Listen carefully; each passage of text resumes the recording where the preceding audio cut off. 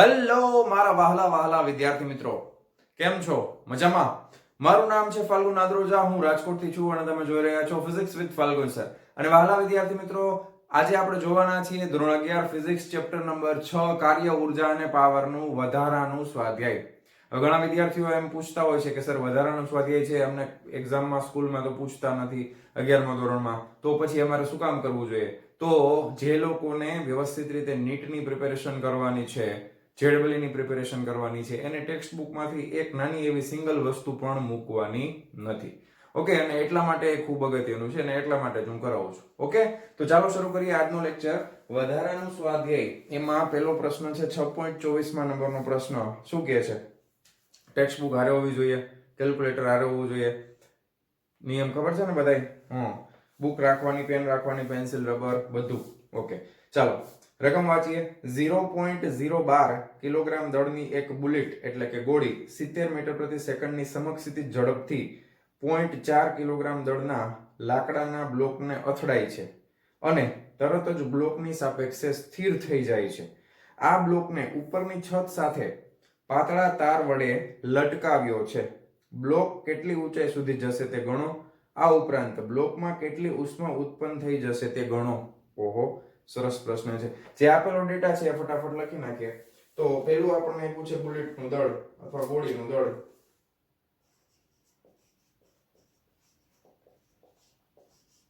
Small m વડે દર્શાવી દઈ 0.012 કિલોગ્રામ. એના પછી આપ્યું છે બુલેટની ઝડપ.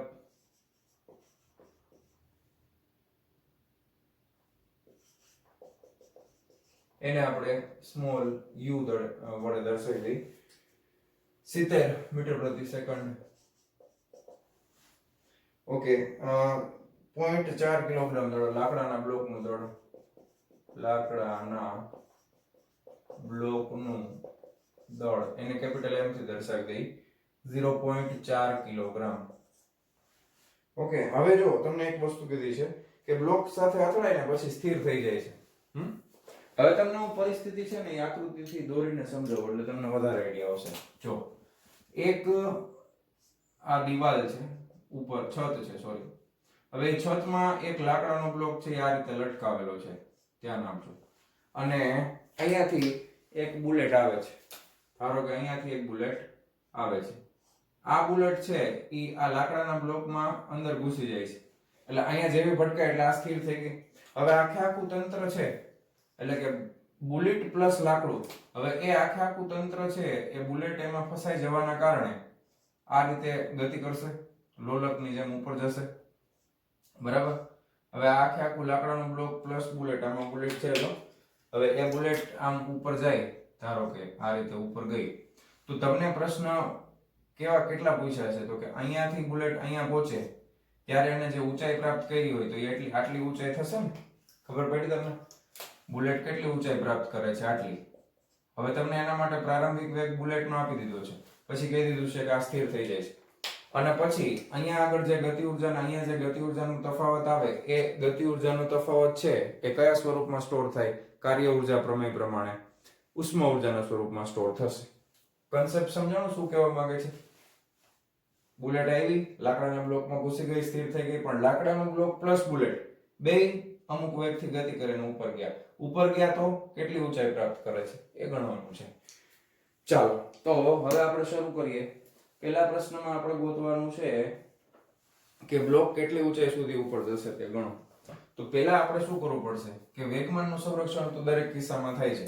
તો આપણે લખી શકાય કે અહીં વેગમાન સંરક્ષણ ના નિયમ પરથી શું કહી શકો કે અથડામણ પહેલાનું વેગમાન બરાબર અથડામણ બાદનું વેગમાન. બરાબર? બુલેટ અને બ્લોકની અથડામણ પહેલાનું વેગમાન અને બાદનું વેગમાન. તો પહેલાના વેગમાનમાં બુલેટનો દળ સ્મોલ m છે, એનો વેગ છે u, પ્લસ લાકડાનું બ્લોક છે, અથડામણ પહેલા લાકડાનું બ્લોક છે એનું દળ છે કેપિટલ M, અને ગુણાકારમાં એનો વેગ કેટલો છે? 0. સ્થિર છે ને? એટલે એ 0 થઈ ગયો. અથડામણ બાદનું વેગમાન. હવે અથડામણ બાદ બુલેટ અને લાકડું બે ભેગા ગતિ કરે છે એટલે small m plus capital M. હવે ધારો કે અથડામણ બાદનો વેગ છે આખા તંત્રનો કેપિટલ V. તો એ અહીંયા એક વાક્ય લખી નાખો કે અથડામણ બાદ બુલેટ તથા લાકડાના બ્લોકનો વેગ બરાબર કેપિટલ V. મેં નથી લખ્યું, તમે લખી નાખો એટલે ખબર પડે. બરાબર, ચાલો હવે આપણને કેપિટલ V મળશે. જો આ તો ઉડી ગયું 0 છે એટલે કેપિટલ V ને કરતા બનાવીએ તો શું થાય? mu ના છેદમાં small m plus capital M. તો આના ઉપરથી આપણને વેગ મળશે. ચાલો કેલ્ક્યુલેટર છે ને બધા પાસે? હવે પેલા વેલ્યુ મૂકી દઈએ આપણે. સ્મોલ m કેટલું છે? 0.012 ગુણ્યા સ્મોલ u કેટલા છે? 70 ના છેદમાં સ્મોલ m એટલે 0.012 પ્લસ કેપિટલ M એટલે 0.4. ચાલો હવે કરો કેલ્ક્યુલેશન ફટાફટ. 0.012 ગુણ્યા 70 ઇઝ ઇક્વલ ટુ આટલા આવ્યા 0.84 ના છેદમાં 0.012 વત્તા 0.4 એટલે 0.412. આ બેનો ભાગાકાર કરો. 0.84 ભાગ્યા 0.412 એટલે 2.038 આવે છે. હવે આ 38 છે એટલે 2.04 લખી નાખો. ચાલે ને?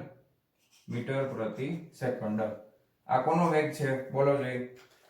લાકડા અને બુલેટનો સંયુક્ત વેગ છે. બુલેટ આમાં ભટકાઈ અને અંદર ઘૂસી ગઈ એના પછીનો. બરાબર, ચાલો હવે આપણે ઊંચાઈ કેટલી પ્રાપ્ત કરે છે એ ગોતવાનું છે. તો હવે આપણે શું કરી શકાય? તો કે અહીં હવે જો ધ્યાનથી સમજજો, અહીંયા જ્યારે પહોંચે ને ત્યારે એનો જે વેગ હોય એ એની મહત્તમ ગતિ ઉર્જા હોય આ જગ્યા ઉપર. પછી તો ધીરે ધીરે ઉપર ચડશે એટલે ગતિ ઉર્જાનું રૂપાંતર કેમાં થાય? સ્થિતિ ઉર્જામાં થાય ને. ઓકે, હવે એટલે એ જેટલી ગતિ ઉર્જા અહીંયા હશે એ બધે બધી કેમાં રૂપાંતર થશે? સ્થિતિ ઉર્જામાં. તો તમે વિચારી શકો કે અહીં બુલેટ તથા લાકડાના બ્લોકની ગતિ ઉર્જામાં થતો ઘટાડો બરાબર બુલેટ તથા લાકડાના બ્લોકે પ્રાપ્ત કરેલી શું થાય બોલો? સ્થિતિ ઉર્જા. ઓકે, તો બુલેટ તથા લાકડાના બ્લોકની ગતિ ઉર્જામાં થતો ઘટાડો. એટલે આ જગ્યાએ ગતિ ઉર્જા મહત્તમ હતી. કેટલી હતી ગતિ ઉર્જા? 1/2. બેયનું દળ છે capital M plus small m into વેગ કેટલો છે એ જગ્યા ઉપર કેપિટલ V નો સ્ક્વેર બરાબર બુલેટ. આ સ્થિતિ ઉર્જા કેટલી આવે? Small m plus capital M gh mgh થાય ને આટલું સ્થિતિ ઉર્જા. રેડી? હવે જો સામસામેથી m પ્લસ m તો કેન્સલ થઈ જશે. વધશે શું? આપણે h જોઈએ છે તો સ્મોલ h ને કરતા બનાવીએ તો આ શું થઈ જશે? કેપિટલ V સ્ક્વેર ના છેદમાં 2 અને સ્મોલ g. ચાલો કરી નાખો. 2.04 આનો વર્ગ ના છેદમાં 2 g એટલે 9.8. રેડી? ચાલો મંડો કેલ્ક્યુલેશન કરવા ફટાફટ. 2.04 ગુણ્યા 2.04 is equal to this divided by 2 is equal to this divided by 9.8 is equal to 0.212. આ કેટલું આવે છે? 0.212 મીટર. 1 મીટર બરાબર 100 એટલે 21.2 સેન્ટીમીટર જેટલી ઉપર જશે. ખ્યાલ આવ્યો? પહેલા પ્રશ્નનો જવાબ મળી ગયો છે. હવે બીજો પ્રશ્ન. બ્લોકમાં કેટલી ઉષ્મા ઉત્પન્ન થઈ જશે તે ગણો. ઓકે, તો બ્લોકમાં ઉષ્મા ઉર્જા ઉત્પન્ન કેવી રીતે થાય? તો કે ગતિ ઉર્જા જે બુલેટની હતી એ બુલેટ અહીં ભટકાણી તો ગતિ ઉર્જાનું રૂપાંતર ઉષ્મા ઉર્જામાં થશે. હવે અહીંયા આગળ જે બુલેટની એકની ગતિ ઉર્જા હતી, અહીંયા આગળ બ્લોક અને બુલેટ બંને ગતિ ઉર્જા પ્રાપ્ત કરે છે. તો અહીંયા આગળ ગતિ ઉર્જા વધારે છે, અહીંયા આગળ બેની તંત્રની ગતિ ઉર્જા ઘટી ગઈ હશે. તો એ ગતિ ઉર્જામાં થતો ફેરફાર કેમાં રૂપાંતર પામશે? ઉષ્મા ઉર્જામાં. ઓકે, તો અહીં તમે લખી શકો કે ઉષ્મા ઉર્જા બરાબર બુલેટની પ્રારંભિક ગતિ ઉર્જા માઈનસ બુલેટ તથા બ્લોકની ગતિ ઊર્જા, આ ગતિ ઊર્જાનો ફેરફાર થાય ને, પ્રારંભિક ગતિ ઊર્જા 1/2 mu², બરાબર. પ્રારંભિક ખાલી બુલેટ પાસે જે ત્યાં તો 0 હતું એટલે આમાં કઈ ગતિ ઊર્જા હોય નહીં, માઈનસ, હવે બુલેટ પ્લસ બ્લોક બે છે એટલે માઈનસ 1/2 m પ્લસ m, અને એનો વેગ હતો કેપિટલ V જે આપણે ગોઈતો, બરાબર ને. રેડી? તો જો આ 1/2 બુલેટનું દળ 0.012, એનો વેગ 70 એનો વર્ગ માઈનસ આ 1/2 0.012 પ્લસ 0.4, અને આનો વેગ છે 2.04, એનો વર્ગ, બરાબર ને, કેપિટલ V નો વર્ગ. રેડી? તો હાલો આ રીતે કેલ્ક્યુલેશન આપણે કરવાનું છે. કેલ્ક્યુલેટરમાં ફટાફટ કરી નાખો એટલે જવાબ આવી ગયો. તો જો 0.012 ગુણ્યા 70 ગુણ્યા 70 બરાબર એટલા ભાગ્યા 2, 29.4 માઈનસ, હવે પહેલા સરવાળો કરી નાખો, 0.012 વત્તા 0.4 બરાબર એટલા ભાગ્યા 2 બરાબર એટલા ગુણ્યા 2.04 બરાબર એટલા ગુણ્યા 2.04, એટલે આ આવે છે 0.8572. હવે આમાં બાદબાકી કરશો એટલે કઈ બહુ ફેર પડશે નહીં. 29.4 માઈનસ 0.8572 એટલે 28.54 આવે છે. 28.5 લખી નાખીએ, 28.5 જૂલ. તો આટલી ઉષ્મા ઊર્જા પ્રાપ્ત કરશે, આટલી ઊંચાઈ પ્રાપ્ત કરશે. ઓકે, લખી નાખો. બહુ સરસ દાખલો છે. વિડીયો પોઝ કરીને ચાલો લખી નાખજો, જવા દઉં છું. ચાલો વિદ્યાર્થી મિત્રો, સ્વાધ્યાય વધારાના સ્વાધ્યાયનો 6.25 નંબરનો પ્રશ્ન શું કહે છે ધ્યાનથી સમજો. બે ઘર્ષણ રહિત રસ્તાઓ, એક ધીમો અને બીજો ઝડપી ઢાળવાળો, એકબીજાને કેપિટલ A પાસે મળે છે. આકૃતિ મેં દોરી નાખી છે A, B અને C.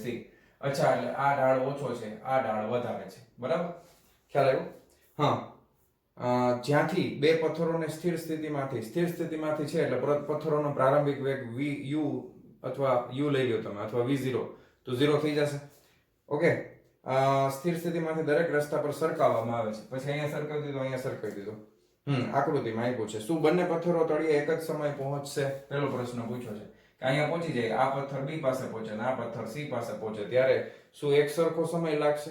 શું બંને ત્યાં એક સરખી ઝડપથી પહોંચશે? બેનો વેગ સરખો હશે કે અલગ અલગ?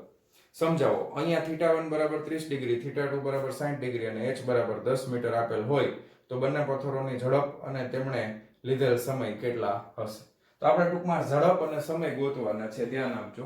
અને તમને અમુક ડેટા આપી દીધો છે. ઊંચાઈ આપી દીધી છે 10 મીટર છે.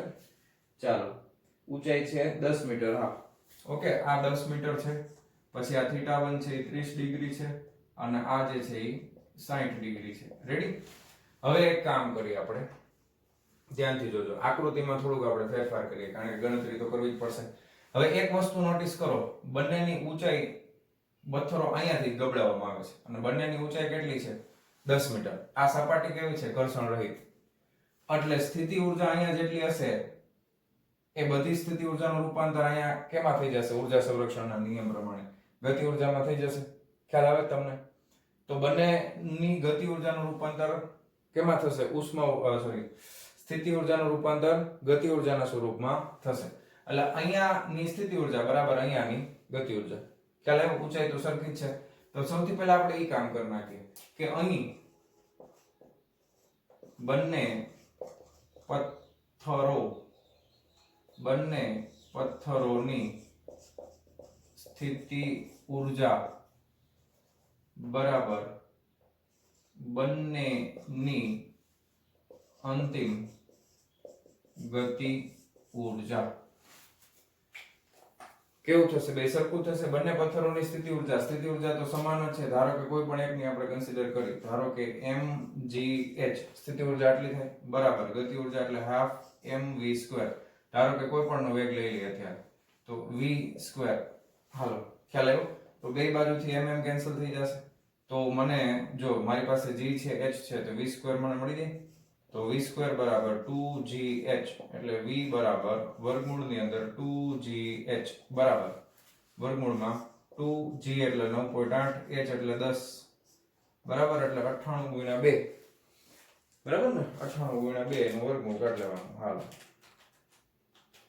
14 આવે છે બરાબર 14 આવે છે કેટલા આવે છે 14 મીટર પ્રતિ સેકન્ડ રેડી તો આ વેગ બેયનો અલગ અલગ હોય કે સરખા હોય સમાન વેગથી જ આવે ને કારણ કે બધી બેયમાં ઊંચાઈ તો સરખી જ છે એમાં કઈ ઢાળ ન ગણવાનું હોય ધ્યાન આપજો સ્થિતિ ઊર્જામાં હંમેશા આપણે ઊભી ધરી એટલે કે આ ઊંચાઈ ગણીએ છીએ લંબ બરાબર સમક્ષ સીધી સપાટી સાથે લંબ ઊંચાઈ ગણવાની હોય હંમેશા ઢાળ ગણવાનો હોય નહીં તો બંને પ્રાપ્ત કરેલા અંતિમ વેગ કેવા હશે સમાન એટલે આપણે પહેલા બીજા પ્રશ્નનો જવાબ આપ્યો કે બંને એક સમાન વેગથી નીચે પહોંચશે ઓકે તો પહેલા બીજા પ્રશ્નનો જવાબ છે તમે લખી શકો કે બંને એક સમાન વેગથી નીચે પહોંચશે બરાબર હવે વાત કરવાની છે સમયની તો સમય માટે ધ્યાન આપો શું કરવું પડશે થોડોક આપણે આકૃતિમાં તમને સમજાવું તો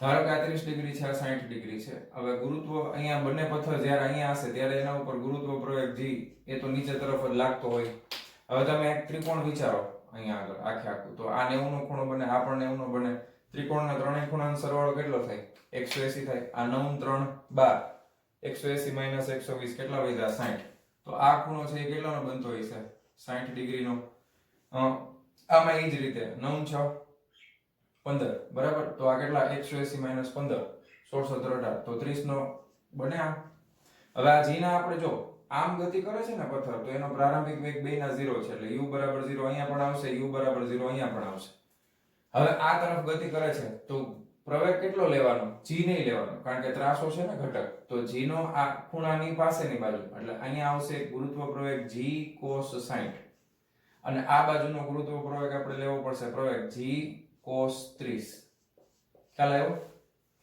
બરાબર તો આ રીતે આપણે ગણવાનું થશે ખ્યાલ આવ્યો તો હવે આપણે કરીએ કે AB માર્ગ પર ગબડતા પથ્થર માટે AB માર્ગ ઉપર એટલે કે જે પથ્થર આ બાજુ ગબડે છે એના માટે લખી શકાય ગતિનું પહેલું સમીકરણ v બરાબર u plus at હવે પ્રવેગ કેટલો લેવાનો છે a એટલે g cos 60 into સમય t હવે પ્રારંભિક વેગ તો 0 છે તો આ તો ઉડી ગયું ઓકે હવે આપણે સમય જોઈએ છે તો સમય t બરાબર શું આવશે v ના છેદમાં g cos 60 ખ્યાલ આવ્યો શું કામ આવું કર્યું કારણ કે વેગ પહેલા મળી ગયો છે પછી જ સમય મળે વેગ ખબર પડે તો જ સમય ખબર પડે ને વેગ આપણે મળી ગયો છે જો હવે અહીંયા છે 14 ના છેદમાં 9.8 ગુણ્યા cos 60 એટલે 1/2 બરાબર છેદનો છેદ અંશમાં જવા દે 14 દુ 28 ના છેદમાં 9.8 તો 28 ભાગ્યા 9.8 કરો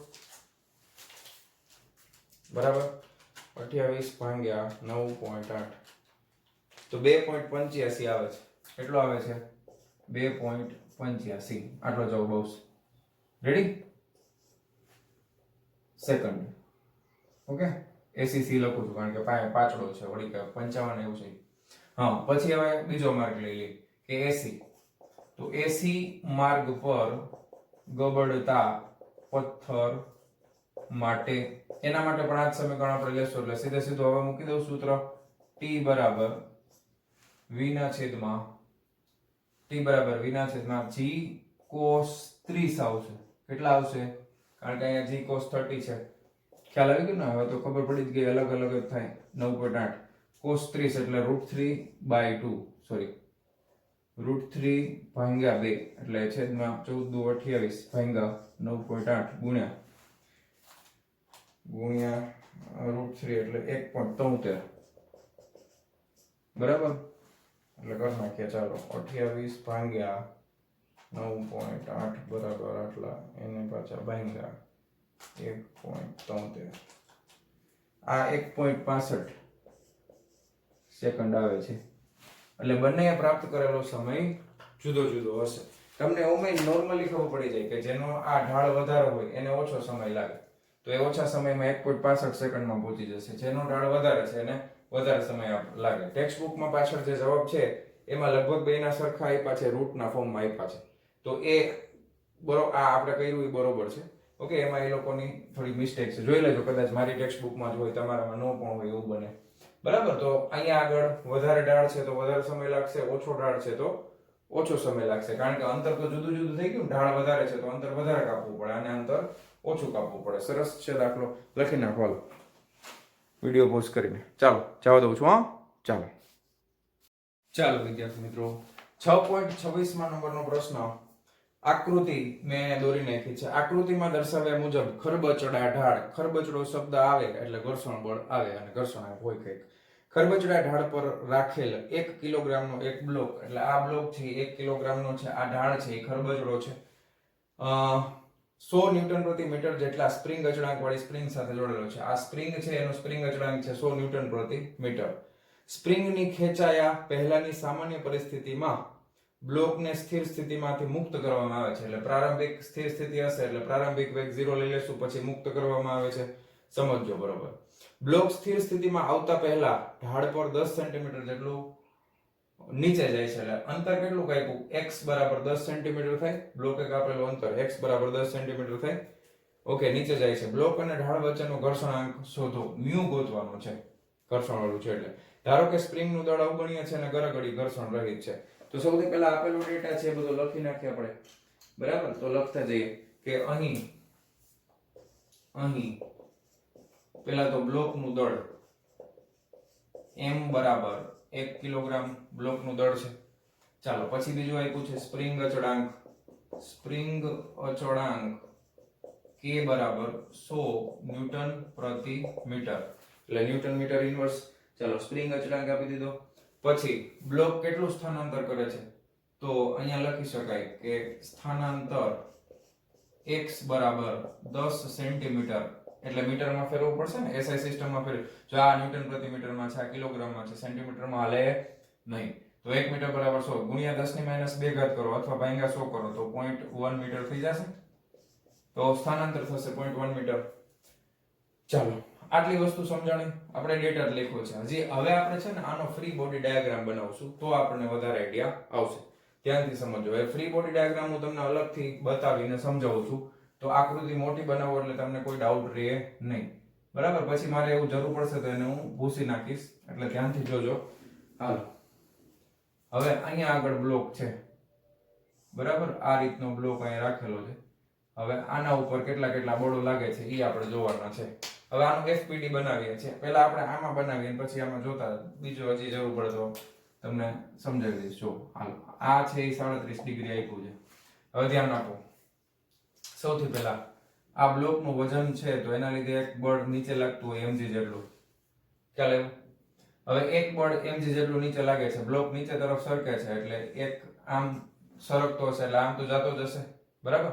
હવે અહીંયા આગળ તમારે લેવું હોય તો તમે, અને બીજું એક વજન બળ નીચે લાગશે તો લંબ બળ ઉપર તરફ લાગે ને. ખ્યાલ આવ્યો તમને? લંબ બળ ક્યાં લાગતું હોય તો કે લંબ બળ છે એ ઉપર તરફ લાગશે. રેડ માર્કરથી દોરી નાખીએ. ચાલો, આ રીતે. ખ્યાલ આવ્યો? આ લંબ બળ છે, અહીંયા ઉપર તરફ લાગે છે લંબ બળ n. હવે તમે ધ્યાન આપો. મેઇન વસ્તુ શું છે તો કે ધારો કે અહીંયા તમે ખૂણો અથવા અહીંયા તમે ખૂણો લ્યો. ધારો કે આ ખૂણો છે એ થીટા છે ધારો કે. બરાબર. તો આ mg છે. તો mg નો ખૂણાની પાસેની બાજુ એટલે આ કેટલો થાય તો કે આ થાય mg cos θ. ધ્યાન આપજો. બરાબર. અને ખૂણાની સામેની બાજુ એટલે આ ઘટક થયો આમ, તો ઈ તો આ છે. જો ઈ આને સમાંતર ઘટક આ છે એટલે આ જે આવશે એ કેટલો આવશે તો કે mg sin θ આવશે. ખ્યાલ આવ્યો તમને? બરાબર છે આટલી વસ્તુ. હવે બ્લોક નીચે સરકે, બ્લોક નીચે તરફ સરકતો હોય તો ઘર્ષણ બળ છે એ ઉપર તરફ લાગે ને. ઘર્ષણ બળ છે અહીંયા લાગશે આ તરફ વિરુદ્ધ દિશામાં, એટલે અહીંયા આગળ ઘર્ષણ બળ લાગતું હોય. ધારો કે ઘર્ષણ બળ છે આ તરફ લાગતું હોય F. ઓકે, એક mg sin θ નીચે તરફ લાગશે. બ્લોક સરકવાનું શરૂ કરે છે. mg sin θ નીચે આ અહીંયા. બરાબર. આ લંબ બળ આટલું. હાલો, બધું ખ્યાલ આવ્યો? હવે વાત આવી આ ખૂણો ગોતવાની. મેઇન વાત આવે છે આ ખૂણો ગોતવાની. તો ધ્યાન આપજો, ખૂણો કેવી રીતે ગોતશું આપણે એના માટે તમે જો હું એકદમ ફ્રી બોડી ડાયાગ્રામ બનાવું તો તમને વધારે આઈડિયા આવે. કે એક તો સૌથી પહેલા તમે અહીંયાથી આમ જો આ ત્રિકોણ. બરાબર. તો એક ત્રિકોણ બનાવું છું આ રીતે. બરાબર. હવે આ ખૂણો મેં અહીંયા લખી નાખ્યો, આ 37 ડિગ્રીનો છે. ખ્યાલ આવ્યો? બરાબર છે. પછી અહીંયાથી આ આમ છે લંબ એક્ઝેક્ટ આ રીતે છે. ઓકે, ખ્યાલ આવે છે ને તમને શું કરું છું? એક્ઝેક્ટ અહીંયાથી આ લંબ છે, આ સપાટી છે, તો આ ખૂણો તો 90 નો થાય કન્ફર્મ, આ પણ 90 નો થાય કન્ફર્મ. હવે આ 37 ડિગ્રી છે, આ 90 છે, તો આ કેટલો થાય? 180 માંથી તમારે 90 + 37 બાદ કરો એટલે આ ખૂણો મળશે તમને 53 ડિગ્રી. તમે કરજો બરાબર. આ 53 ડિગ્રી મળશે. હવે મારે કયો ખૂણો જોઈએ છે? ધ્યાન આપો, મારે આ ખૂણો જોઈએ છે. ખ્યાલ આવ્યો? હવે આ ખૂણો જોતો હોય તો આ આખે આખું તો 90 થાય, આ આખે આખું 90 થાય ને? ખ્યાલ આવ્યો ને? કારણ કે આ તો લંબ છે, તો આ પણ 90 હોય ને આ પણ 90 હોય, ટોટલ 180. હવે એમાંથી કેટલા વહી ગયા? 53 વહી ગયા, તો વધે કેટલું પાછું? આ 37 જ થાય. કેટલું થાય? 37. ધ્યાન આવ્યું? ખબર પડી? હા કે ના? બોલો. તો આ સાઈડમાં આકૃતિ બનાવી નાખજો, ન ખબર પડે તો. એટલે આ જો થીટા હોય ને તો આ પણ થીટા થાય. આવું આપણે ઘણા દાખલામાં ઓલરેડી કરેલું પણ છે. એટલે અહીંયા હવે હું લખી નાખું છું mg cos 37 બરાબર અને mg sin 37 ડિગ્રી, અને આ ખૂણો પણ કેટલો છે? થીટા બરાબર 37 ડિગ્રી. ખ્યાલ આવ્યો? ચાલો હવે આ હું રબ કરી નાખું છું. આ રેડી? હવે આપણે કરીએ બધું સંતુલન કરીએ બળોનું. હવે વાંધો નહીં, હવે બધું બળોનું સંતુલન કરશું એટલે વાંધો આવશે નહીં. તો હવે આપણે ઘર્ષણાંક શોધવાનો છે ને. અચ્છા, તો પેલું આપણે કરીએ કે બ્લોક પર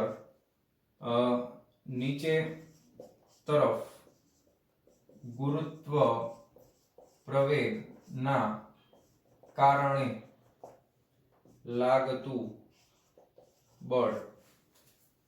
બરાબર. બ્લોક પર નીચે તરફ ગુરુત્વ પ્રવેગના કારણે લાગતું બળ F બરાબર કેટલું લાગશે? તો કે F બરાબર ગુરુત્વ પ્રવેગના કારણે કેટલું બળ લાગે છે? તો કે F બરાબર mg sin 37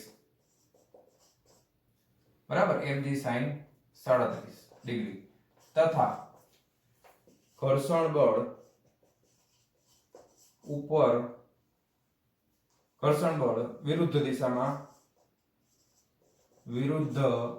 દિશામાં લાગતું હોવાથી બ્લોક પર લાગતું પરિણામી બળ.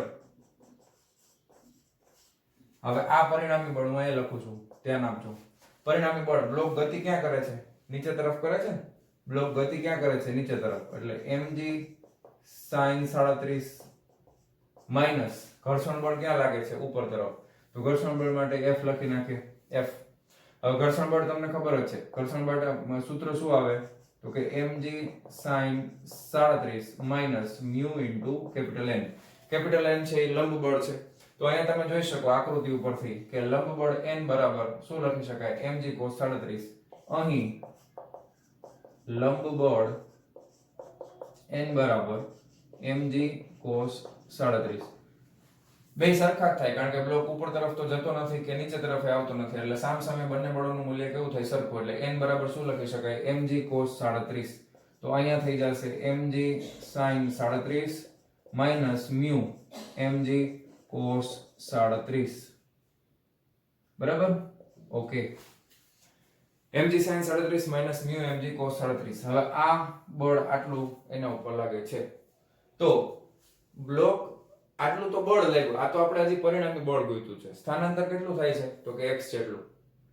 તો બ્લોક નીચે તરફ આવતા થતું કુલ કાર્ય, હવે ધ્યાનથી સમજો. બ્લોક નીચે તરફ સ્થાનાંતર પામતા થતું કાર્ય W બરાબર પરિણામી બળ ગુણ્યા સ્થાનાંતર. આમાંથી mg કોમન કાઢ લઈ બરાબર, અને કૌંસમાં આવશે sin 37 માઈનસ mu cos 37 અને સ્થાનાંતર એટલે x. ખ્યાલ આવ્યો? ખબર પડી ને? સ્ટેપ બાય સ્ટેપ આટલું કાર્ય થશે. બરાબર? બળ ગુણ્યા સ્થાનાંતર. સ્થાનાંતર x જેટલું થાય છે. હવે આ કાર્ય છે એ કયા સ્વરૂપમાં સ્ટોર થાય? તો કે બ્લોક અહીંયા આવીને આટલું સ્થાનાંતર કરીને ઊભો રહી જાય તો એ જે કંઈ પણ કાર્ય થાય એ સ્પ્રિંગની સ્થિતિ ઊર્જાના સ્વરૂપમાં સંગ્રહ પામશે. ઓકે, આ કાર્ય સ્પ્રિંગની સ્થિતિ ઊર્જામાં સંગ્રહ પામતું હોવાથી W બરાબર V, સ્પ્રિંગની સ્થિતિ ઊર્જા V બરાબર એટલે કેટલી થાય 1/2 kx નો સ્ક્વેર. સ્પ્રિંગની સ્થિતિ ઊર્જા કેટલી છે 1/2 kx નો સ્ક્વેર. રેડી? ત્યાંથી તમે લખી શકો કે ભાઈ અહીંયા આગળ હવે આપણે લખીએ mg sin 37 minus mu cos 37 into x બરાબર 1/2 kx નો વર્ગ. હવે મારે તો mu ગોતવાના છે એટલે બે બાજુથી એક x ઉડાડી દીધો. આ mg ને સામે લઈ જાય બરાબર એટલે ધ્યાન આપજો. Step sin 37 minus mu cos 37 બરાબર kx ના છેદમાં 2mg બરાબર. હવે મારે mu જોઈએ છે એટલે આને આ તરફ લઈ જાઓ, આને આ તરફ લઈ જાઓ એટલે mu cos 37 ડિગ્રી બરાબર sin 37 ડિગ્રી માઈનસ kx ના છેદમાં 2mg. હવે મારે તો mu જોઈએ છે તો આ આખે આખું જે કંઈ પણ આવે એના ભાગાકારમાં શું આવશે 1 ના છેદમાં cos 37 બરાબર. ચાલો તો mu બરાબર તેથી mu બરાબર 1 ના છેદમાં cos 37 ડિગ્રી કૌંસમાં sin 37 ડિગ્રી માઈનસ kx ના છેદમાં 2mg. હાલો આ તમારો જવાબ આવશે. હવે અહીંયા આપણે ખાલી કિંમત મૂકવાની છે. હવે કિંમત મૂકવા માટે પહેલા તમે આટલો વિડિયો પોઝ કરીને આટલું લખી નાખો, પછી હું આટલો ભાગ રબ કરી નાખું છું અને પછી આની કિંમત મૂકીને આપણે ગણતરી કરીએ. ચાલો 1 2 3 જાવ દઉં લખાઈ ગયું કન્ફર્મ જાવ દઉં છું પાકું. ચાલો હવે આપણે આ ભાગ છે એને આગળ વધારીએ એટલે આપણને જવાબ મળશે. ચાલો તો જવાબ માટે લખતા જઈએ. સૌથી પહેલા આપણે mu બરાબર cos થીટા તમને નેચરલ માં ન આપેલું હોય તો આ ધ્યાન આપો. એક આ સૂત્ર યાદ રાખવાનું કે cos થીટા પહેલા કીધેલું છે sin 90 minus theta. cos theta બરાબર શું થાય તો કે sin 90 minus થીટા એટલે cos 37 બરાબર sin 90 minus 37. તો અહીં તમે સમજો cos 37 બરાબર sin 90 minus 37 એટલે કેટલા થઈ ગયા 53. તો આ sin 53 ડિગ્રી લખવાનું બરાબર. તો તમારે 1 ના છેદમાં cos 37 એટલે જોવાના શું તો કે sin 53 જોવાના. ચાલો લોગ ટેબલ ની જરૂર પડશે. નેચરલ sin sin 53 એટલે 0.7986 આપેલા છે. કેટલા આપ્યા છે 0.7986. પછી sin 37 જોવાના છે. sin તો સીધે સીધે મળી જશે. sin 37 આપ્યા છે આપણને 0.6018 માઈનસ હવે બાકી બધું તો આપણને આપેલું છે kx. k એટલે હતા 100, x એટલે હતા 0.1 ના છેદમાં 2 1 કિલોગ્રામ અને g 9.8 બરાબર. હવે આ કરવાનું છે. હાલ ચાલો પહેલા આનું કરી નાખી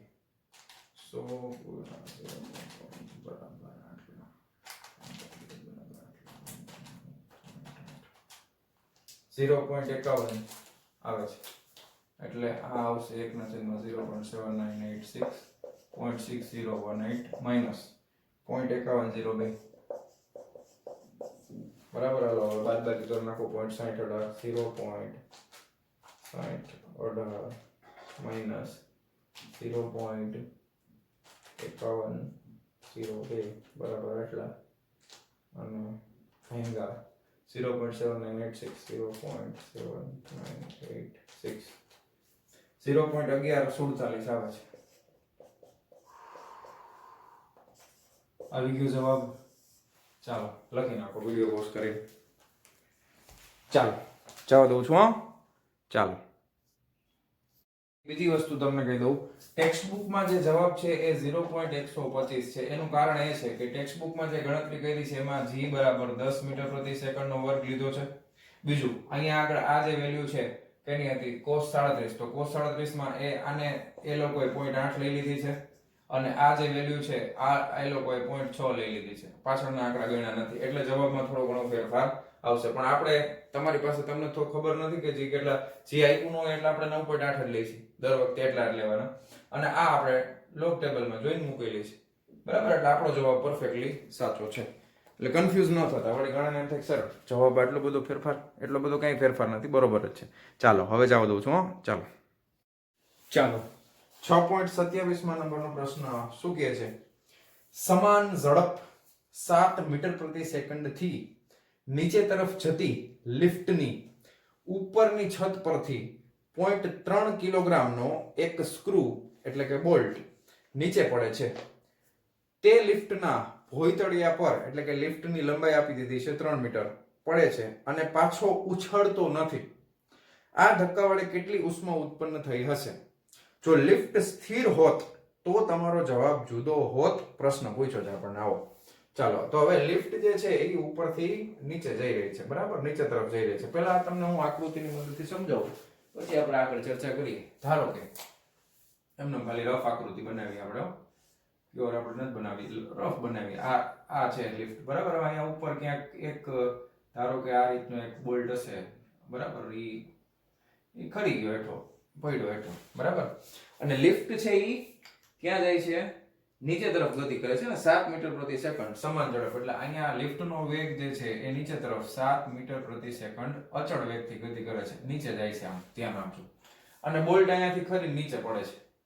અને નીચે પડ્યા પછી, નીચે પડતા પડતા પડતા ધારો કે અહીંયા પડી ગયો, બોલ્ટ અહીંયા પહોંચી ગયો, બરાબર. હવે પડ્યા પછી પાછો ઉછળતો નથી એવું આપણને કીધું છે.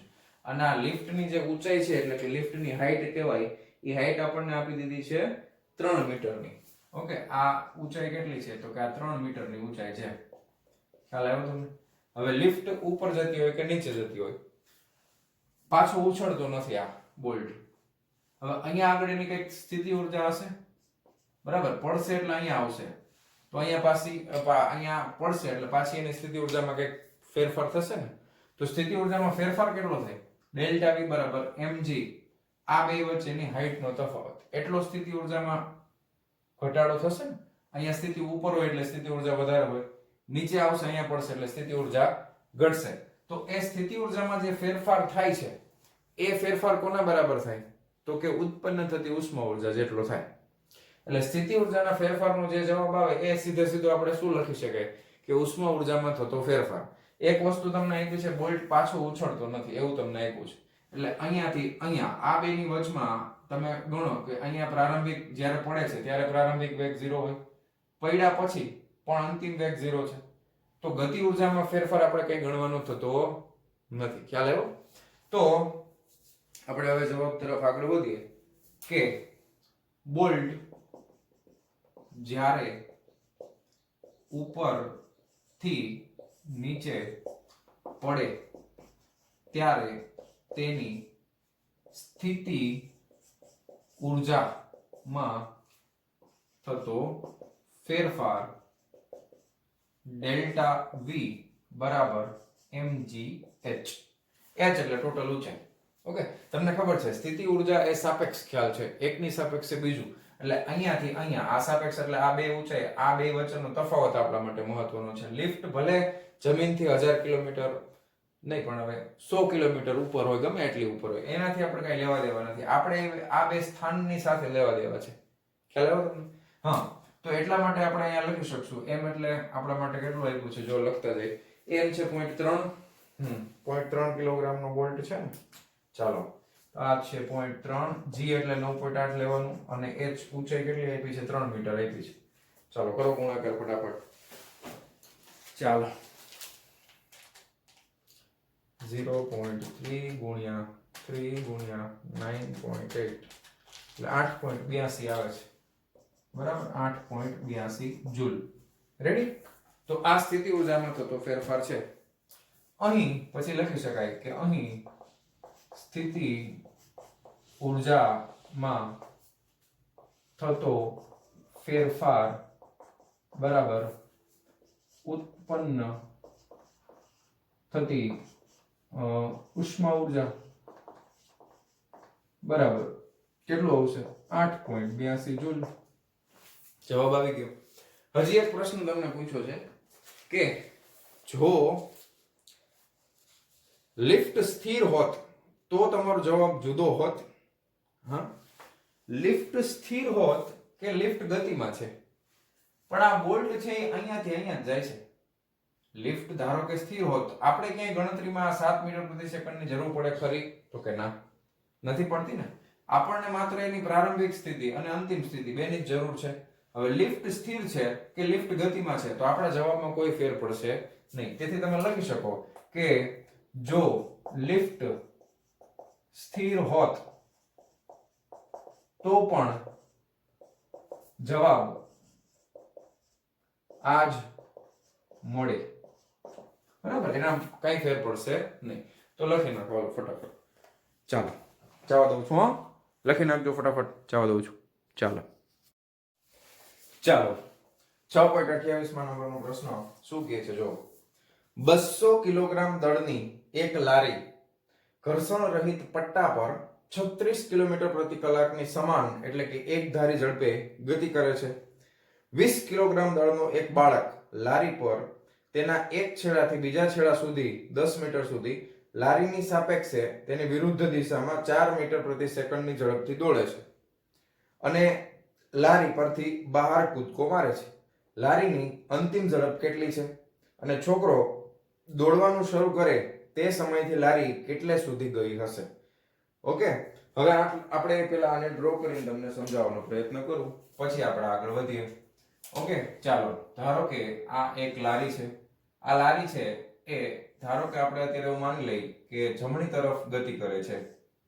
બરાબર, જમણી તરફ લારી ગતિ કરે છે અને આ લારી ઉપર એક બાળક છે, એક છોકરો છે. એ છોકરો લારી જે દિશામાં ગતિ કરે છે એની વિરુદ્ધ દિશામાં ગતિ કરવાનું શરૂ કરે છે. અત્યારે આ સ્થિર છે તંત્ર. લારી આ તરફ ગતિ કરે છે, છોકરાએ ધારો કે દોડવાનું શરૂ કર્યું નથી, તો લારી આ તરફ જતી હશે અને બાળક એના ઉપર છે, એટલે તંત્ર આખું જમણી બાજુ જાય છે. જે લારીનો વેગ હશે એટલા વેગથી જતું હશે. ખ્યાલ આવ્યો?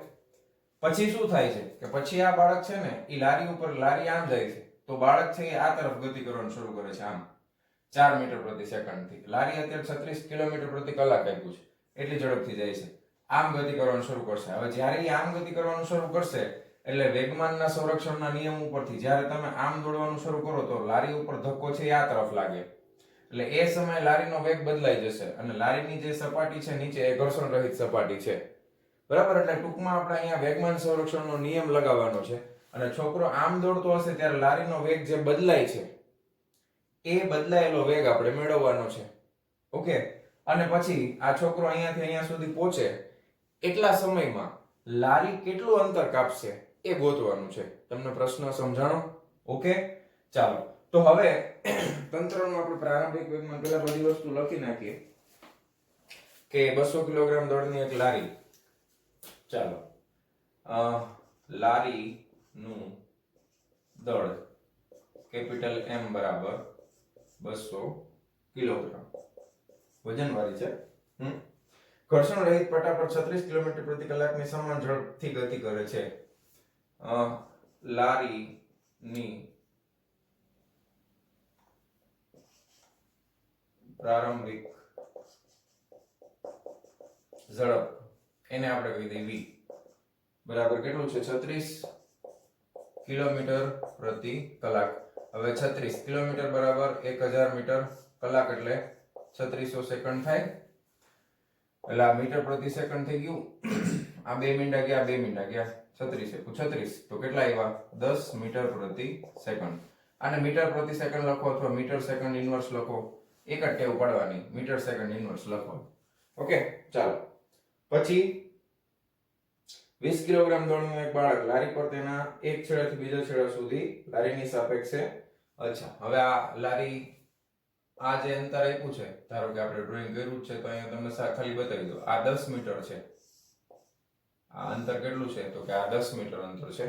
હવે લખીએ આપણે બાળક લખ્યું છે ને?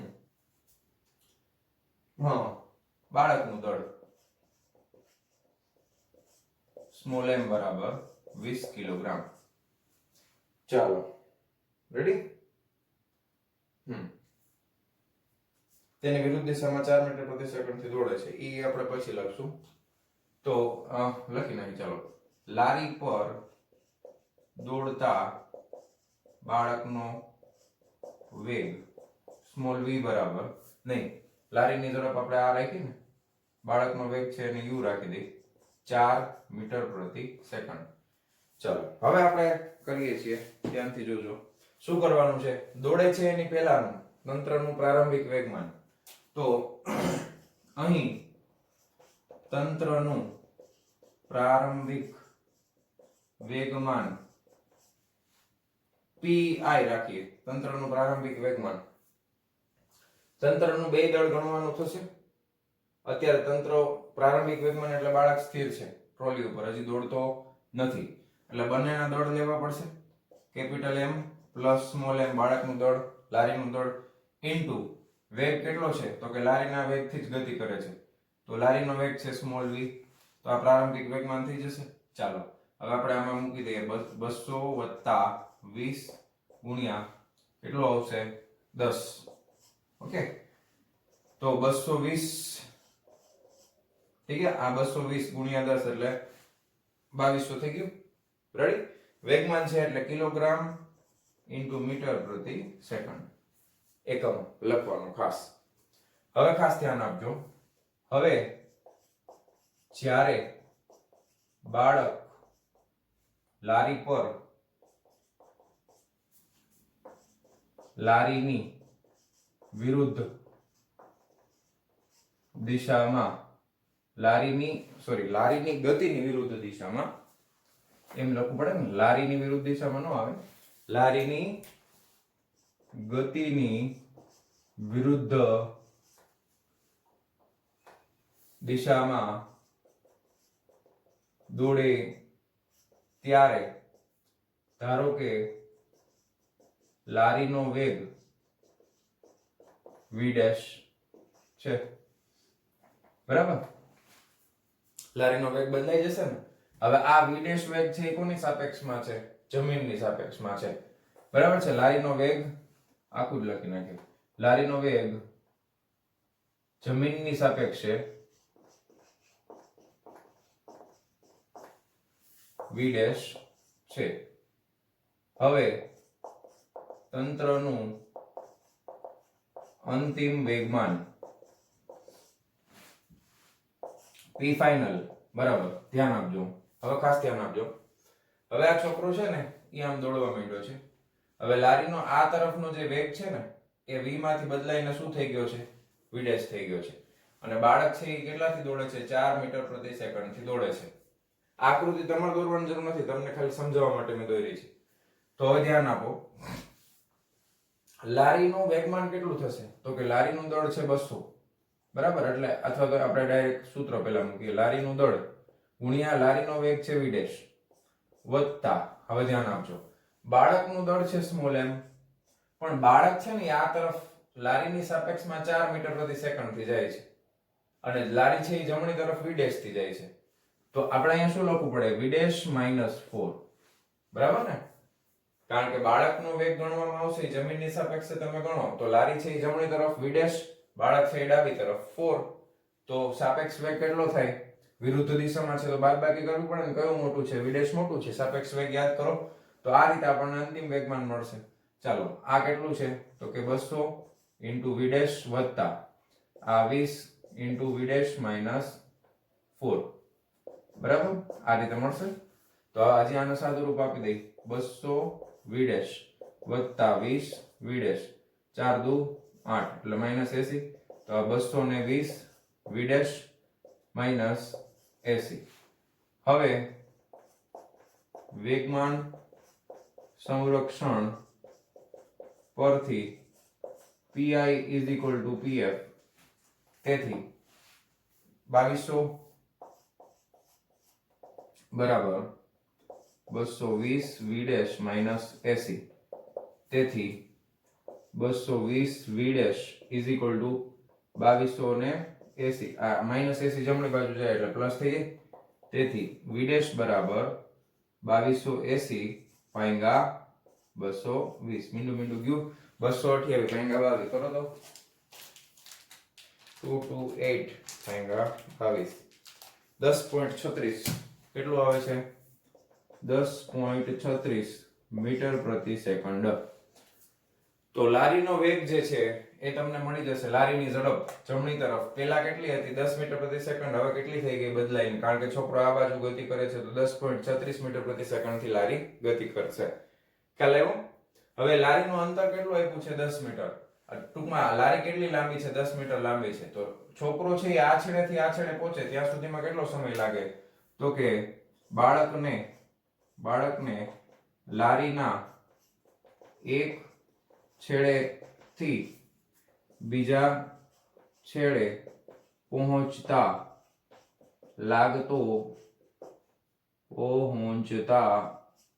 લાગતો સમય t બરાબર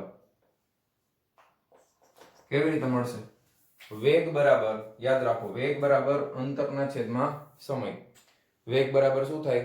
અંતર. કારણ કે વેગ, બાળકનો વેગ તો અચળ છે ને 4 મીટર પ્રતિ સેકન્ડ. ખ્યાલ આવ્યો? બાળકનો વેગ કેટલો છે? 4 મીટર પ્રતિ સેકન્ડ. તો વેગ બરાબર અંતરના છેદમાં સમય, તો સમય બરાબર અંતરના છેદમાં વેગ. તો આ થઈ જશે 10 ના છેદમાં 4. ખ્યાલ આવ્યો?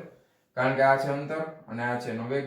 10 ના છેદમાં 4 કરશું એટલે કેટલા થઈ જાય? આ 5, આ 2, એટલે આવશે 2.5 સેકન્ડ. બરાબર? હું ACC લખું એટલે તમને 5 ડારે કન્ફ્યુઝન ન થાય. સેકન્ડ જ છે આ. ચાલો, 2.5 સેકન્ડ થઈ ગયું. હવે 2.5 સેકન્ડમાં લારીએ કાપેલું અંતર, તો t સમયમાં લારીએ કાપેલ અંતર. હવે વેગ બરાબર અંતરના છેદમાં સમય, અંતર બરાબર વેગ ગુણ્યા સમય. કેટલો છે લારીનો વેગ v' અને સમય કેટલો છે? તો કે t. તો કે આ 10.36 ગુણ્યા 2.5 બરાબર, કરો તો 25.9 આવે છે. કેટલું અંતર કાપશે લારી? 25.9 મીટર. તો આ લારી આટલું અંતર કાપશે. આ તમારો ફાઇનલ જવાબ છે. અને લારીની અંતિમ ઝડપ આટલી હશે 10.36. બહુ સરસ છે દાખલો, લખી નાખો. હાલો, વિડિયો પોઝ કરી. ચાલો જવા દઉં છું. હા, ચાલો 6.29 નંબરનો પ્રશ્ન શું કહે છે? આકૃતિ 6.18 માં દર્શાવેલ સ્થિતિ ઉર્જા વક્રોમાંથી કયા વક્રો બે બિલિયર્ડ બોલની સ્થિતિસ્થાપક અથડામણ દર્શાવતા નથી? અહીં સ્મોલ r એ બોલના કેન્દ્રો વચ્ચેનું અંતર છે. તમારે સ્થિતિસ્થાપક અથડામણ દર્શાવતા નથી એ કહેવાનું છે. કેવી સ્થિતિસ્થાપક અથડામણ છે? એ નથી દર્શાવતા. એટલે એક જ હશે સ્થિતિસ્થાપક અથડામણ વાળું, બાકી બધા અસ્થિતિસ્થાપક વાળા હશે. તો જે નથી દર્શાવતા એ તમારા જવાબમાં કહેવાનું છે. ટોટલ 6 આકૃતિ આપી છે. 1 2 3 4 5 6. બે બિલિયર્ડ બોલની રમત છે. હવે હું તમને પહેલા સમજાવું કન્સેપ્ટ, પછી આપણે નક્કી કરીએ કે કયો વક્ર છે એ હશે કે કયો નહીં હોય. બરાબર ને?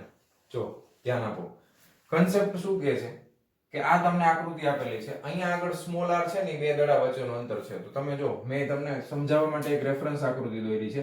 આ એક બિલિયર્ડ બોલ છે, આ બીજો બિલિયર્ડ બોલ છે. હવે આ બિલિયર્ડ બોલ ધારો કે ગતિ કરતા કરતા આ તરફ આવે છે, એટલે આ બે વચ્ચેનું જે પ્રારંભિક અંતર છે એ સ્મોલ r છે. બરાબર? હવે ધ્યાન આપો. આ બે દડા છે. આ બે દડા નજીક આવતા આવતા આવતા આવતા આવતા જ્યાં સુધી બે એકબીજા સાથે ભટકાય નહીં ત્યાં સુધી એમની પાસે કઈ ઉર્જા છે? બોલો તો. ગતિ ઉર્જા છે ને, ગતિ કરતા કરતા આવે છે ત્યારે એમની પાસે કોઈ સ્થિતિ ઉર્જા છે નહીં. હવે બે બોલ જ્યારે એકબીજા સાથે અથડાય એ જે સૂક્ષ્મ સમયગાળો છે એ દરમિયાન બંને બિલિયર્ડ બોલ એકબીજા સાથે થોડાક દબાશે, એટલે સ્પ્રિંગ જેવું કામ થશે. અને જ્યારે એકબીજા સાથે દબાય છે ત્યારે એમાં સ્થિતિ ઉર્જા ઉત્પન્ન થાય છે. અને પછી ભટકાયા પછી, એટલે કે એ અથડામણ પછી શું થાય? તો કે દબાયેલા હોય જે ભાગમાં, એ ભાગ પાછો છૂટો પડશે. બરાબર? એટલે એ સ્થિતિ ઉર્જાનું રૂપાંતર ગતિ ઉર્જામાં થશે અને ભટકાઈને પાછા અલગ અલગ પોતાના માર્ગ ઉપર આગળ વધશે. ખ્યાલ આવ્યો કન્સેપ્ટ? હવે તમે જુઓ કે જ્યાં સુધી બંને બોલ એકબીજા સાથે અથડાય નહીં ત્યાં સુધી સ્થિતિ ઉર્જા કેવી હોવી જોઈએ? 0 થાય ને, કારણ કે જ્યાં સુધી એકબીજાના કોન્ટેક્ટમાં નહીં આવે ત્યાં સુધી એ 0 થશે. હવે જો આની ત્રિજ્યા પણ કેપિટલ R છે, આ બિલિયર્ડ બોલની ત્રિજ્યા પણ કેપિટલ R છે. એટલે જ્યાં સુધી બંને વચ્ચેનું અંતર 2r ન થાય, કેટલું ન થાય? તો કે 2r જેટલું અંતર ન થાય ત્યાં સુધી બંનેની સ્થિતિ ઉર્જા કેવી હોય? તો કે 0. હવે તમને આ ઊભી અક્ષ ઉપર સ્થિતિ ઉર્જા આપેલી છે, અહીંયા અંતર આપેલું છે. ખ્યાલ આવ્યો? હવે પહેલી વસ્તુ કે 2r કરતા વધારે અંતર પાસે જ્યાં સ્થિતિ ઉર્જા હશે એ બધા ગ્રાફ ખોટા. ખબર પડી ને? 2r અંતર છે એના પહેલા એના પછી તો સ્થિતિ ઊર્જા, એના આગળ તો કોઈ સ્થિતિ ઊર્જા છે જ નહીં, ગતિ ઊર્જા જ છે.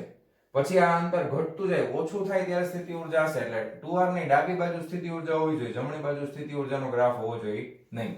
તો હવે તમે જરાક ધ્યાનથી જોજો. અહીંયા સ્થિતિ ઊર્જા દર્શાવે છે એટલે આ ગ્રાફ પડે ખોટો. બરાબર? પહેલા આપણે 1 by 1 જોતા જઈએ કયા કયા ગ્રાફ ખોટા પડશે. એટલે બીજા નંબરનો ગ્રાફ પડશે ખોટો.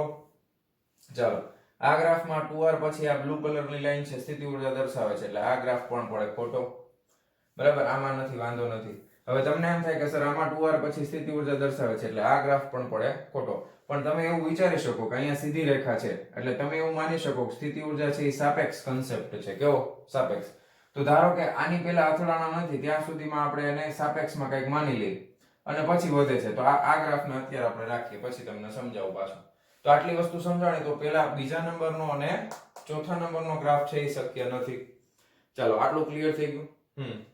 હવે આગળ વધીએ કે જ્યારે હવે આ બે ભટકાય એકબીજા સાથે. બરાબર? હવે જો, હવે આગળની પરિસ્થિતિનો વિચાર કરો કે હવે જ્યારે દબાતા જશે, જેમ જેમ બે દડા એકબીજા સાથે દબાતા જશે એમ સ્થિતિ ઊર્જા વધશે કે અચળ રહેશે? જેમ તમે સ્પ્રિંગને દબાવો એમ એની ઊર્જા વધે કે ઘટે? સ્થિતિ ઊર્જા વધતી જાય ને, અચળ થોડી રહે. બે દડા એકબીજા સાથે દબાય, ભટકાય એટલે શું થાય? સ્થિતિ ઊર્જામાં વધારો થાય. કોઈ દિવસ એકધારી અચળ ના રહે. જો અહીંયા મેં તમને એક પરિસ્થિતિ દોરીને આપી છે કે બે દડાની સપાટી જો એકબીજા સાથે થોડીક દબાય છે એટલે અહીંયા સ્થિતિ ઊર્જામાં વધારો થાય છે. થાય છે ને? એ કઈ અચળ રહેતી નથી. તો પહેલા ગ્રાફમાં જો અહીંયાથી અહીંયા સુધી સ્થિતિ ઊર્જા અચળ આપી છે એટલે આ વસ્તુ શક્ય નથી. ખ્યાલ આવ્યો? આ ગ્રાફમાં તમે પાછું જોવો કે અહીંયાથી અહીંયા સુધી સ્થિતિ ઊર્જા અચળ આપી છે એટલે આ ગ્રાફ પણ શક્ય નથી. તો વૈધા હવે આપણી પાસે બે ગ્રાફ, એક આ ગ્રાફ છે અને એક આ ગ્રાફ છે. જો, બરાબર? હવે તમે ધ્યાન આપજો ખાસ કે આ બે બોલ એકબીજા સાથે દબાય છે તો એના માટે આપણને એક સૂત્ર ખબર છે બળ માટેનું, F બરાબર -dvx by dx. આ સૂત્ર છે કે નહીં? હવે અહીંયા તમે જુઓ કે F બરાબર, કારણ કે જ્યારે દબાવવાનું શરૂ કરશે ત્યારે બળ લાગતું હશે ને એકબીજા ઉપર, દબાય છે તો એ આ સ્થિતિ ઊર્જા છે એ માઈનસમાં આવશે ગ્રાફ. સ્થિતિ ઊર્જાનો ફેરફાર કેવો આવે? તો કે ઋણ આવે. એટલે ઢાળ કેવો હોય? અંતરની સાપેક્ષમાં એનો ઢાળ કેવો હોય? ઋણ હોય. ઋણ ઢાળ એટલે આમ નીચે ઉતરતો હોય, ધન ઢાળ એટલે આમ ઉપર ચડતો હોય. તો આ આકૃતિમાં જુઓ, આ ઢાળ છે અહીંયાથી ધન છે, આટલા ભાગમાં ઢાળ કેવો છે? ધન છે, અને અહીંયાથી ઢાળ ઋણ છે. ધન ઢાળ શક્ય નથી. આ ગ્રાફમાં ઢાળ જો ઋણ જ છે ખાલી, તો માત્ર 5મા નંબરની આકૃતિ જે છે શક્ય છે, બાકી એક પણ આકૃતિ શક્ય નથી. ખ્યાલ આવ્યો ને કન્સેપ્ટ? F બરાબર -dv by dx. આના ઉપરથી શું ખ્યાલ આવે? તો કે ઢાળ છે એ ઋણ હોવો જોઈએ. આમાં શું થાય છે? તો કે જો અહીંયાથી ગયા એટલે સ્થિતિ ઊર્જા જો અહીંયા તમે જો વધતી જાય છે, વધતી જાય છે, પછી પાછી સ્થિતિ ઊર્જા ઘટી ગઈ. ખ્યાલ આવ્યો? સ્થિતિ ઊર્જા પાછી ઘટી ગઈ અને પાછી 0 થઈ ગઈ. એવું તો થાય નહીં. બરાબર? તો અહીંયાથી તમે જોશો તો સ્થિતિ ઊર્જા વધતા વધતા અહીંયા સુધી આવશે. તો એ ઢાળ કેવો હોવો જોઈએ? ઋણ હોવો જોઈએ. એટલે ગ્રાફ જો આમ છે. ખ્યાલ આવ્યો? ઓકે, તો લખી નાખો. ચાલો, જવા દઉં છું. ચાલો વિદ્યાર્થી મિત્રો, છેલ્લો પ્રશ્ન છે. આ પ્રશ્ન કોઈ પણ પરીક્ષામાં પૂછાય એવો નથી. ઓકે, આપણે માત્ર આને સમજવાનો પ્રયત્ન કરશું. પ્રશ્નમાં એમ કીધું છે કે સ્થિર રહેલા ન્યુટ્રોનનો ક્ષય n બરાબર p + e. એટલે આ શું કહે છે? પેલા એ વાક્યને સમજીએ કે જ્યારે બહુ હેવી ન્યુક્લિયસ હોય, ધારો કે યુરેનિયમ છે, એ બધા બહુ, જેના ન્યુક્લિયસની અંદર ઘણા બધા પ્રોટોન અને ઘણા બધા ન્યુટ્રોન હોય, તો એમાં જ્યારે રેડિયો એક્ટિવ પ્રક્રિયા થતી હોય, રેડિયેશન, એના વિશે આપણે ડિટેલમાં જોવાના છે 12મા ધોરણમાં, ત્યારે શું થાય? ઘણીવાર ન્યુટ્રોન છે એનું રૂપાંતર પ્રોટોનમાં થાય અને ઘણીવાર પ્રોટોનનું રૂપાંતર ન્યુટ્રોનમાં થાય. તો અહીંયા ન્યુટ્રોનનો ક્ષય બતાવેલો છે. ન્યુટ્રોનમાંથી એક પ્રોટોન બને છે પ્લસ આ બીટા પાર્ટિકલ કહેવાય. બરાબર? બીટા પાર્ટિકલ બે પ્રકારના હોય, એક ઇલેક્ટ્રોન હોય, બીજું પોઝિટ્રોન હોય. એને આપણે ભૂલી જઈએ. આ તમને રકમમાં આપેલું છે. એટલે અહીંયા તમને દેખાય છે આ પ્રોટોન છે, બરાબર, અને આ છે ઇલેક્ટ્રોન છે. અત્યારે આ શું છે? તો કે ઇલેક્ટ્રોન. આ શું છે? તો કે આ ન્યુટ્રોન છે. બરાબર? તો ન્યુટ્રોનમાંથી એક પ્રોટોન બને છે, એક ઇલેક્ટ્રોન બને છે. હવે રકમમાં આગળ વાંચીએ.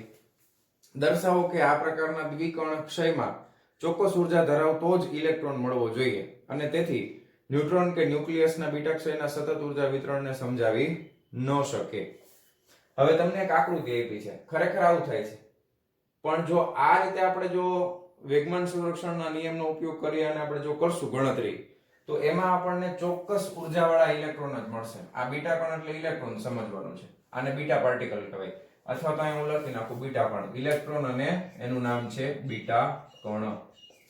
હવે જો અહીંયા ઉત્સર્જિત બીટા કણની ગતિ ઉર્જા આપેલી છે. હવે અહીંયા અલગ અલગ જગ્યા ઉપર ગતિ ઉર્જા અલગ અલગ છે. જો ધ્યાનથી જોજો આલેખને, કે અહીંયા આગળ તમે જો તો અહીંયા આગળ ગતિ ઉર્જા છે, તો અહીંયા સંખ્યા જો એકમ ઉર્જા અંતરાલ દીઠ બીટા કણોની સંખ્યા, અહીંયા બીટા કણોની સંખ્યા સૌથી વધારે છે, એની ગતિ ઉર્જા કઈક આટલી છે. ખ્યાલ આવ્યો? ગતિ ઉર્જા સૌથી વધારે છે. હવે ધારો કે આ જગ્યાનો વિચાર કરવામાં આવે તો અહીંયા આગળ બીટા કણોની સંખ્યા ઓછી છે, સામે ગતિ ઉર્જા પણ ઓછી છે. અહીંયા આગળ બીટા કણોની સંખ્યા ઓછી છે, સામે ગતિ ઉર્જા વધારે છે.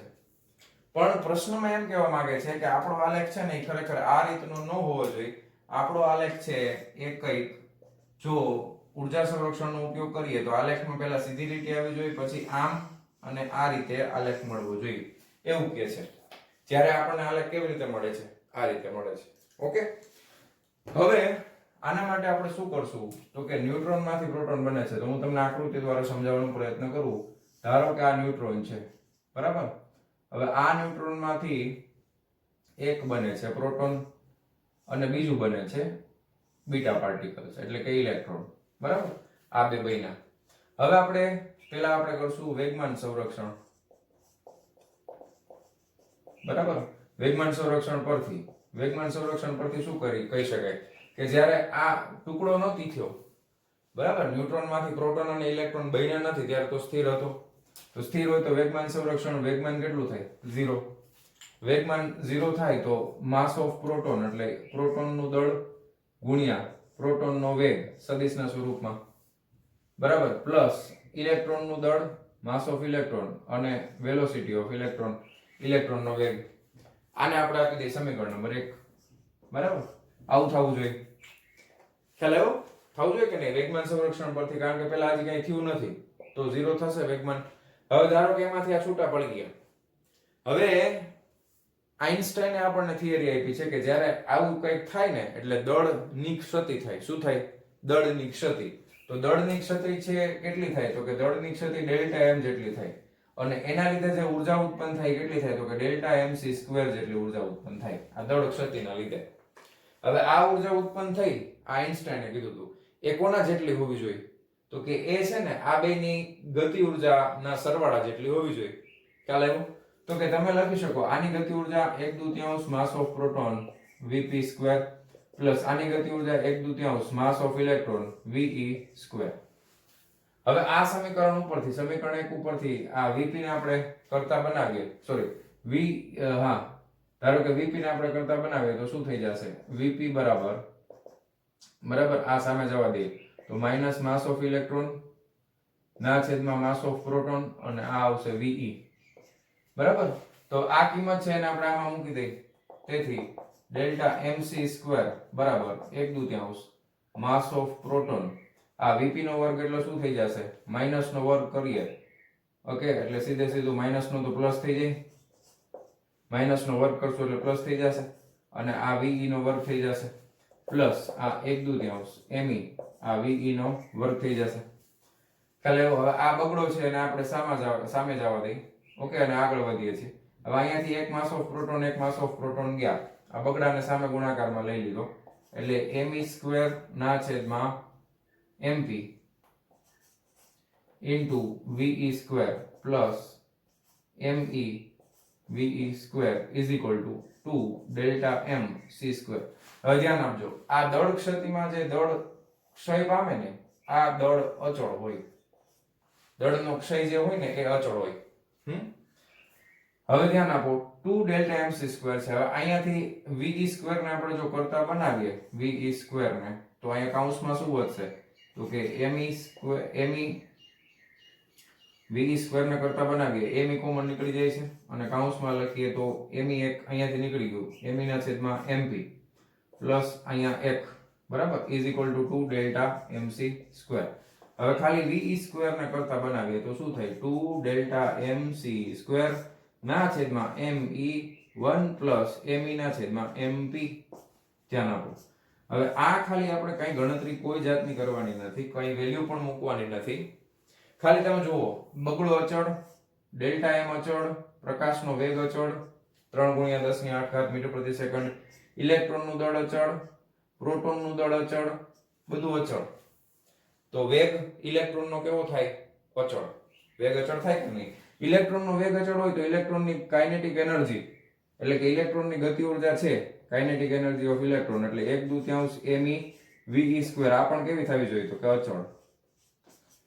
તો એનો મતલબ એમ કે આ ગ્રાફમાં જો જુદી જુદી જગ્યાએ કોઈ પણ જગ્યાએ તમને ઇલેક્ટ્રોનની ગતિ ઉર્જા છે એ અચળ મળવી જોઈએ. એટલે ગ્રાફમાં ઇલેક્ટ્રોનની ગતિ ઉર્જા અચળ મળે એનો મતલબ શું થાય? કે ગતિ ઉર્જા છે બીટા કણોની એ આ રીતે તમને એક જગ્યા ઉપર સીધી રેખા જ મળવી જોઈએ. બધે અલગ અલગ ન આવે. ખ્યાલ આવ્યો? કોઈ એક જગ્યા ઉપર ગતિ ઉર્જા છે એ અચળ થઈ જવી જોઈએ અને બાકી ઇલેક્ટ્રોન પાસે કોઈ ગતિ ઉર્જા હોય નહીં. ઇલેક્ટ્રોનની ગતિ ઉર્જા કેવી મળવી જોઈએ? અચળ. એટલે આ ગ્રાફ આ રીતનો હોવો જોઈએ. આ રીતનો ગ્રાફ શક્ય નથી. તો આપણા પ્રશ્નનો જવાબ મળી ગયો. પણ હવે હા સાંભળજો, ખરેખર છે ને આવી રીતનો ગ્રાફ મળે છે.